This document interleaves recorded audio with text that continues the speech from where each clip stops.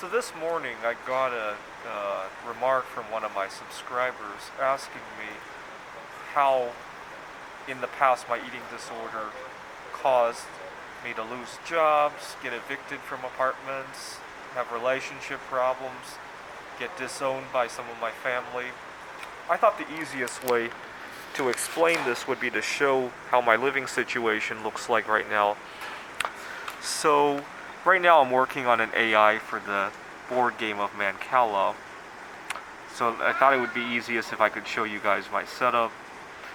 Obviously, most of my viewers are not programmers. I have a little notepad that I use for scratch for scratch work to figure out where everything's gonna go. I like to sometimes make a little bit of art, right, to kind of clear my head when I'm in the middle of thinking of something. NVLM, non-vaccinated lives matter. This was some scratch paper for the game of 2048. I was trying to think about the different combinations of tiles that could show up on 2048 and group them into different phases of the game for the neural network.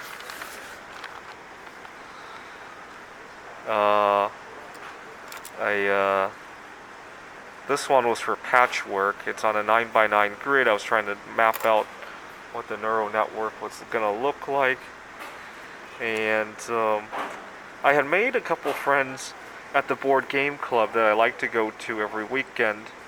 And I wanted to start a conversation with this one girl. She and I get along very well. But I wanted to take it to the next level. So I invited her to join me for a YouTube video. This was a little bit over a month ago.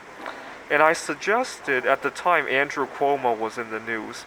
And I suggested the two of us could make a video raising awareness about what sexual harassment was. Right? We could pretend to harass each other and talk about ways to deal with the harassment if that were to come up, whether it be at the workplace, in public. Unfortunately, when we tried to make the video, she just kept laughing, and so I wasn't able to upload it. And so SH stands for sexual harassment. I don't know why I made an acronym out of it, but that's usually what cycles through my head. But you notice how clean this notepad is, right? When I was eating, there's my favorite jingle right there. I was working out some astrology for different cycle lengths. That's the symbol for SLM. But you notice how clean the notepad is, right? Now here's a cell phone that I use. It's very dumb. And the reason it's so dumb is because I need the GPS feature, right? But I don't want too much in it because when I go on a trip, I actually want to be able to recharge. So Ironwood Library is where I am right now. I think I recorded a video from the trampoline center. Walmart.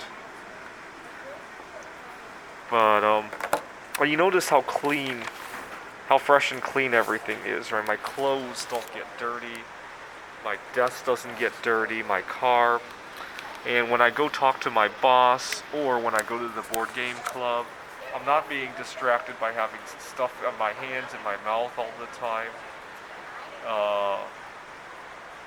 Yeah, it's just everything is a whole lot cleaner. My desk doesn't get all dirtied up. So what time is it at? 2:50 p.m. So I've been fasting for about 12 hours right now. I think I took my last meal around 3 a.m.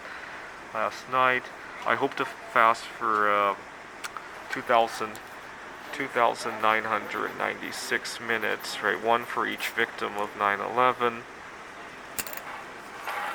Look how clean everything is. No spills, no smells, right?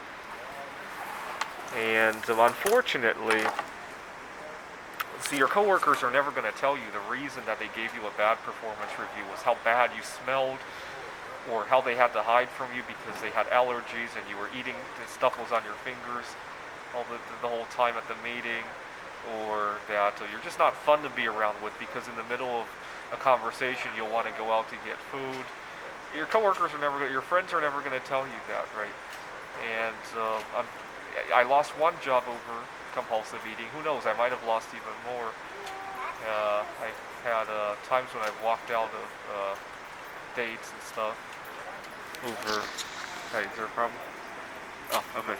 I've had times when I've walked out on events, and I've had times when, well, I talked about how I got evicted from places over food addiction. What had happened was I got into a major altercation because I had prepared something in a crock pot overnight, but my roommate had accidentally unplugged it to plug in a microwave, and he forgot to plug it back in.